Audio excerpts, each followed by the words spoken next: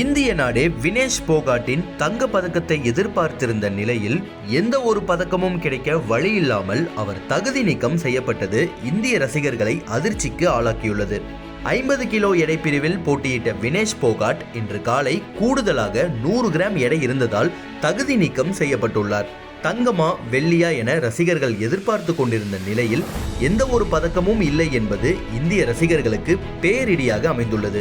விதிமுறைகளின்படி ஆரம்ப கட்ட சுற்றுகள் மற்றும் இறுதிச் சுற்று நடைபெறும் காலை வேளைகளில் என இருமுறை எடையை கண்காணிப்பார்கள். ஆனால் தொடர்ந்து 3 ஆட்டங்களில் விளையாடியதால் அதற்காக எடுத்துக்கொண்ட உணவுகளால் சற்று கூடுதல் எடையை அவர் அடைந்துள்ளார். இரவில் கூடுதலாக 2 கிலோ அதிகமாக இருந்ததால் கடுமையான உடற்பயிற்சிகளை மேற்கொண்டார். எனினும் கடைசியில் ஏறத்தாழ 100 கிராம் கூடுதலாக இருந்ததால் தகுதி நீக்கம் செய்யப்பட்டுள்ளார். இந்த சோதனையான நிலைமையிலிருந்து வினேஷ் போகாட் விரைவில் மீண்டு வருவார் என எதிர்பார்ப்போம்.